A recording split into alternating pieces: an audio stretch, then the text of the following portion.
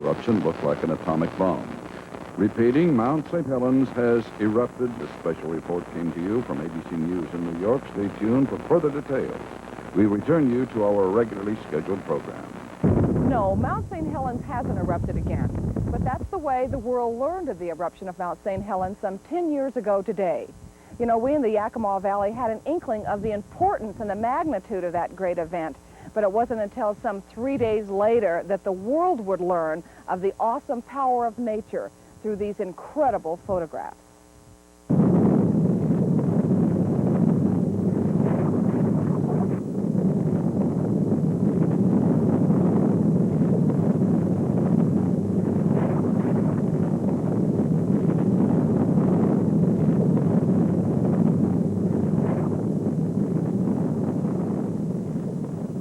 I'm facing Mt. St. Helens some 3 miles away.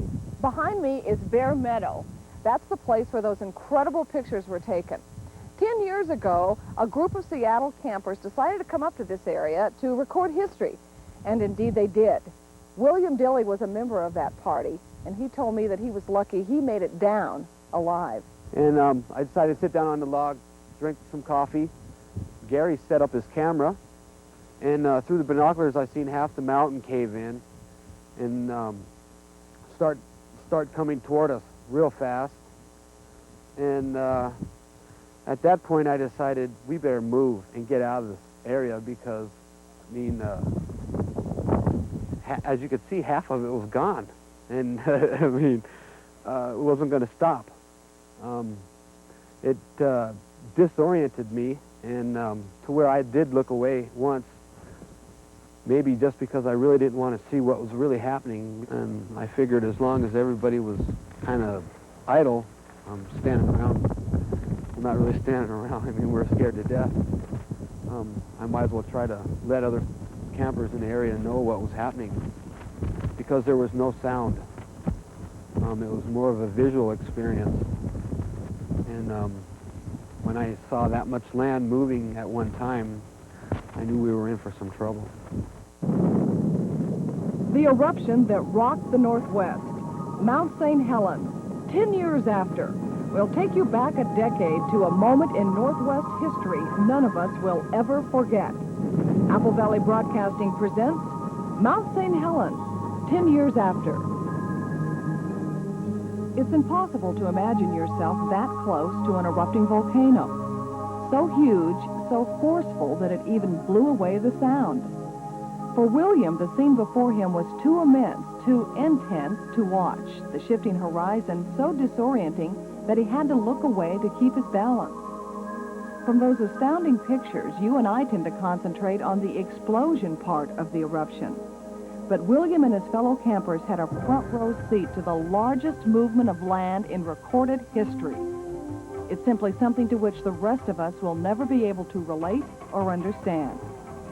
Even the incredible statistics are difficult to comprehend. The upper 1,300 feet of the mountain slid away in a massive landslide. That amounted to a volume of 0.6 cubic miles, or 3.3 billion cubic yards of earth. Some slid into Spirit Lake, where it sloshed the water out as if in a bathroom sink and raised the lake floor 200 feet. This cataclysmic scene was measured in seconds. And by the time the group's initial shock was subsiding, they had to deal with the next unexpected phenomenon, the deadly pyroclastic cloud. Well, finally, when we all got in the car and we started to go down the road, the ash cloud was skirted by our campsite, and the cloud from the ash was rising higher and higher, where we could see the electricity in the cloud. And it was violet, white, blue, and I couldn't understand what was inside of the cloud either. I mean, we didn't know what was in it. And what it was dust creating electricity, and these sized rocks started pelting us on the car, dented the car up pretty bad. And I was wondering which rock had my name on it. You know, was it a 1-ton rock or... William was one of the lucky ones, for his party had camped only 500 yards from the fickle path of the pyroclastic cloud. a virulent mass of heat, gas, and rock traveling in excess of 300 miles an hour. Conspiring with the unstoppable tidal wave of earth and mud, this unbelievably powerful blast would ultimately level huge forest trees 24 miles away and take the lives of 56 others, not so fortunate as William. I finally came close to realizing what those few survivors already know when we landed in the middle of the blast zone just 8 miles from the mountain and looked into the crater of Mt.St. Helens 10 years after. And I looked out the south window, and it was like watching a movie. When they fast forward the movie, the clouds were rolling in. The clouds were really black and they were rolling. On.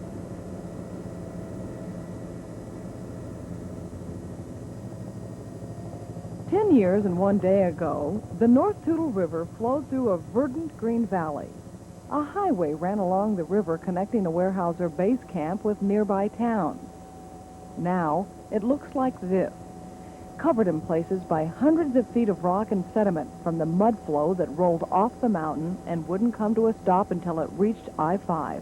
It began with what they called the pyroclastic flow, which was the first thing out of the mountain, and that was just an accumulation of these large blocks of ice or icebergs out of the mountain, part of the guts of the mountain itself, and the mixture of water and soil and burnt rock and all those things.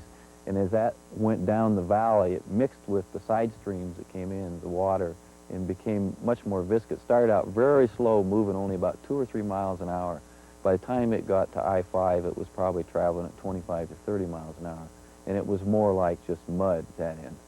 It was a little different up here. How high was it? By the time it hit I-5, it was probably 20 feet high. On this end, next to the mountain, it was actually 640 feet high. So it dissipated and spread out through the valley floor as it went down the Toutle River. We've all seen the pictures of the tremendous devastation of the forests, lakes, and rivers surrounding Mount St. Helens, with acres of trees lying in patterns like some thick, coarse hair. But I was really not prepared for what I saw when I viewed it firsthand. The sight is staggering, unlike anything I've ever witnessed. The landscape is truly moonlight.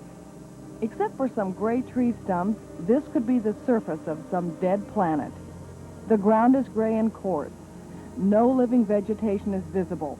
And unless you know what to look for, you could miss the occasional gopher hole or beetle. Here, as near as 8 miles away, this land, once covered by trees and thick undergrowth, is now covered by as much as 2 feet of the sandy grit that once was inside the mountain. And it's this same sterile substance that acted like a nuclear sandblaster, ripping up every living thing in its path. The ash that we're standing on is part of the mountain itself, the under part of the mountain that blew out with the wind. Okay, now it was really sort of a stone wind, wasn't it? Yeah, it was a very thick wind because it was totally involved with this rock fragment that was actually burnt molten rock out of the bottom of the mountain underneath. What would normally be lava came out with the wind. The wind itself was about 300 miles an hour and very destructive. And it was mostly destructive because of the rock fragment that was engaged with the wind.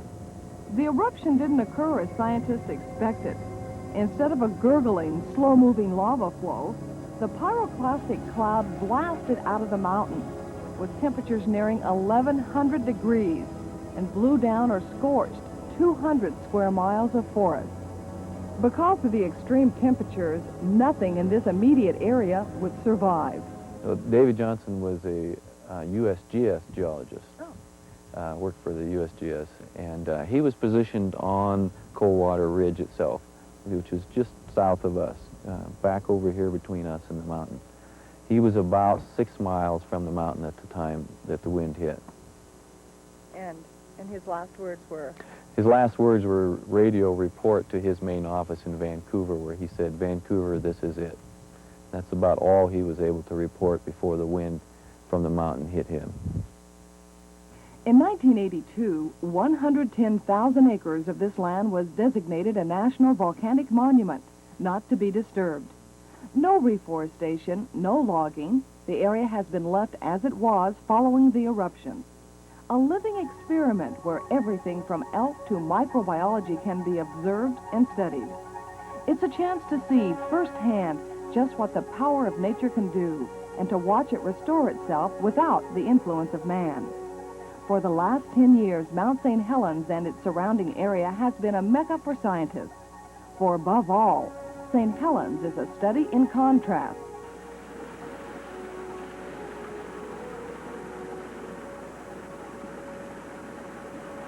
Many areas are coming back. In the last decade, 18.4 million seedlings have been planted by Weyerhaeuser in areas affected by the blast. So far, studies show that some of these new trees are growing back a third faster than before. Elk herds have returned and live off the vegetation in the river valleys, and restocked rivers and streams are now abundant with fish life. Ironically, ash, the major problem for our valley, was never much of a concern this close to the volcano. Well, fortunately for those of us that lived on the west side of the mountain, the wind was blowing to the east, out of the west. And so it carried most of the ash due east of here, towards Yakima, towards Idaho. We had very little ash actually settled out on the west side of the mountain. At my house in Kelso, I had about a total of 1/8 of an inch of ash. While the world watched the towering plume of ash that rose 13.6 miles into the atmosphere and would eventually spread around the world, Eastern Washingtonians donned face masks and pondered just what to do with their tomato plants. We'll visit a typical neighborhood when we come back to Mt.St. Helens 10 years after. I was catching in a baseball game in Portland, and Mt.St. Helens was about left center field, Mount Hood was in right center field. And about halfway through the third inning, the umpire tapped me on the back of my shoulder. He said, "Look up there, the mountain's blown up." Went in, and as it rolled in, I thought, well, we're going to have a heck of a storm. Or out 2 brooms sweeping this stuff off the road. The Shrine Patrol fellows got some, and they bagged it in little bags, and when they left town, they took it with them and sold it. And believe me, they made quite a little bit of money for the hospital.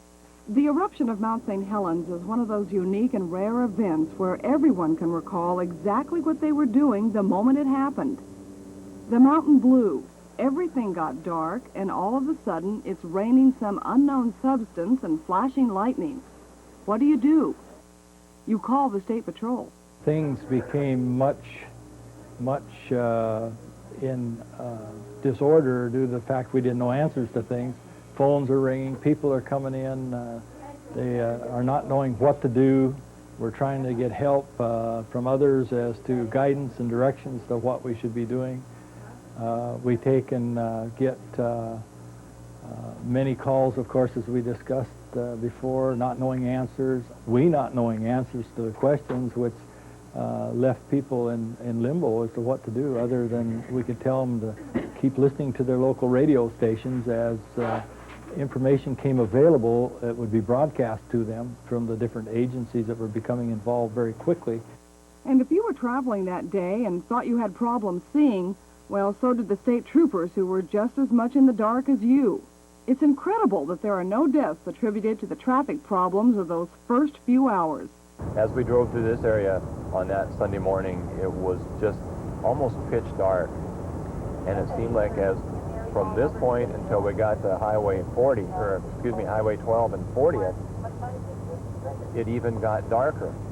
And you had to slow your speed down to where you were 30, 35 miles an hour to be able to stay on the road. You couldn't tell where the corner was. It was in the afternoon, and about 4:30, and there were 2 or 3 of us out there directing traffic and talking to people and explaining what we knew. And you could hear the ash kind of like little hail pecks off of your hat, and it was just kind of eerie. And confusing. Even the people dispersing the information were having problems. I'm sure that we put out some misinformation. It was certainly not intentional. It was more a case of just trying to search out and get as much information out as we could. Some of it obviously turned out to be bad. For example, at first we were, and the public health officials were very concerned about how the ash would affect our water supply. Would it somehow make it undrinkable. Well, we had suggestions for people to fill up their bathtubs with water, this sort of thing. It turned out that wasn't necessary. The water supply remained okay. When 3 billion cubic yards of earth slid off the top of the mountain, another 520 million tons of ash shot into the atmosphere, where prevailing winds blew it east, directly at the city of Yakima. 10 years after, a local neighborhood dusted off the memories of the Mt.St. Helens eruption. You know, it weighed 75 pounds for a 5-gallon can.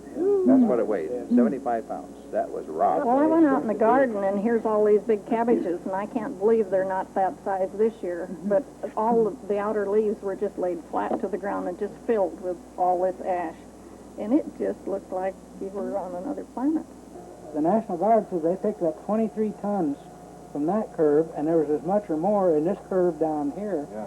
So that's how many tons of that stuff was just in this little loop. But we shoveled everybody's roof off and wheeled it and dumped it in a communal pile there, you know.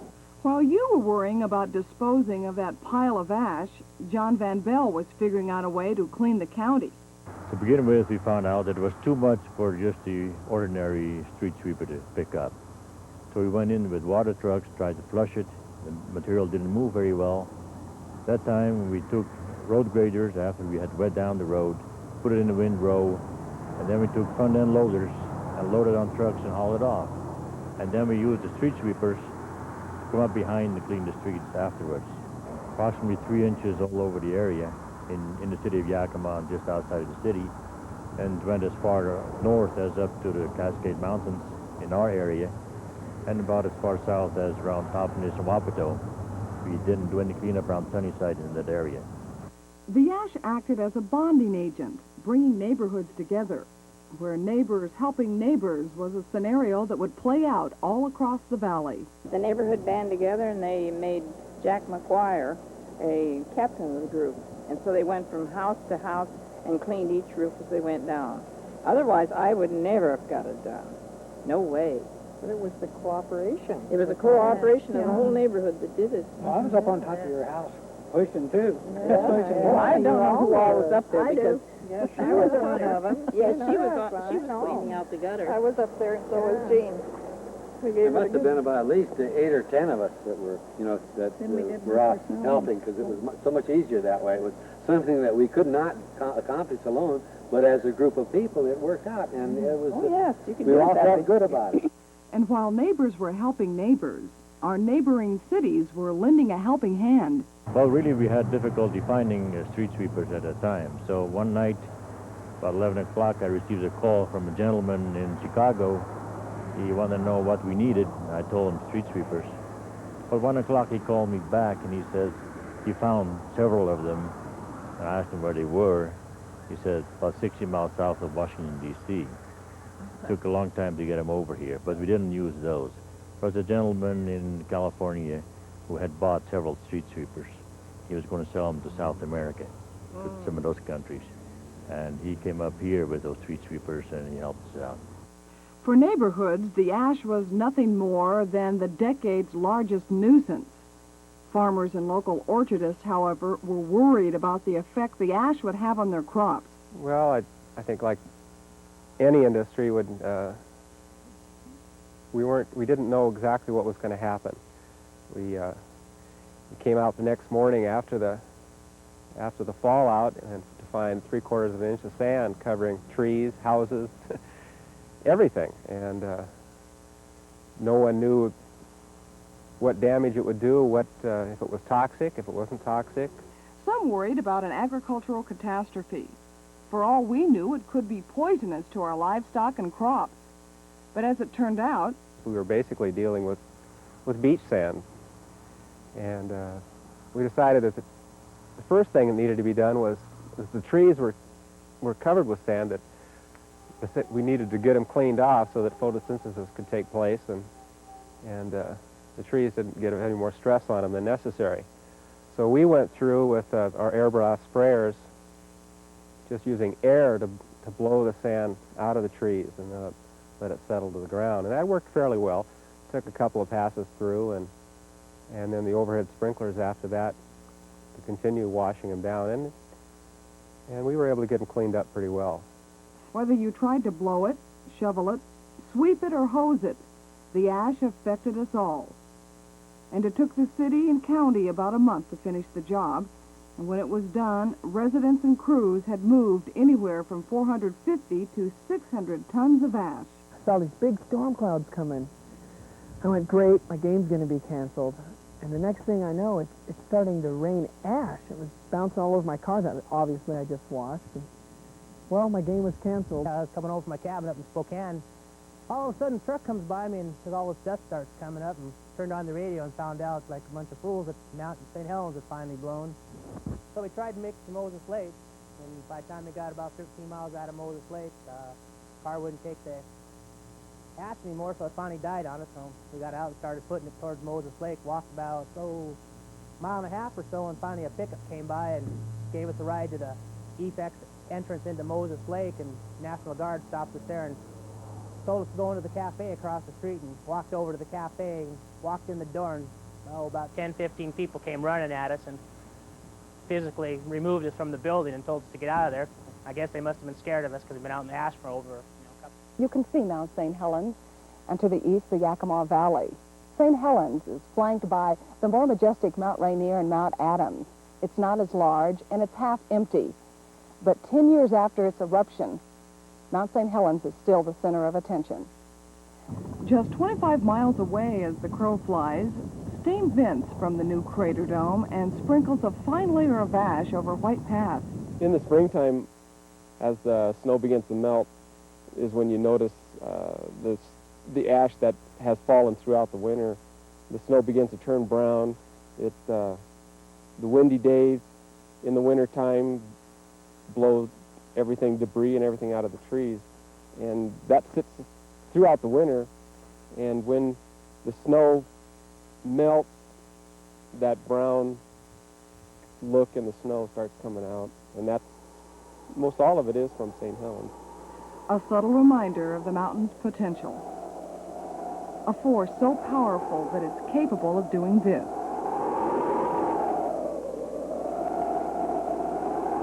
Witnessing the devastation is something I'll never forget. When you realize just how much the eruption destroyed, it's mind-boggling. A landslide so immense that when it slid into Spirit Lake, it created a wave 200 feet high. Rarely do we get a chance to see this indescribable power of nature. 110,000 acres of landscape still ravaged 10 years after the event. The National Volcanic Monument reminds us that with all of our ingenuity and technology, we are insignificant and vulnerable to the whims of nature. Only a handful of people would see the fury of the eruption and live to tell about it. But each of us can walk through this devastation it left behind. And without viewing this landscape firsthand, you'll never put that unforgettable morning in May into its proper perspective. These pictures can't give you a conception of what it's really like. Sturdy trees for as far as you can see, knocked over. What kind of power can do this to forests that stood 15 miles away, protected by ridges and mountains? A green landscape turned gray. A wide river valley covered completely by hundreds of feet of earth. An area so scorched it will take 200 years to return it to its original state. And we're all familiar with the ash that sailed 13 miles into the sky and fell on us like dry rain. Not only are you welcome here, you're encouraged to come. A paved road takes you all the way to an observation point right next to the mountain, and you can hike right into the crater. After 10 years, the story isn't over yet.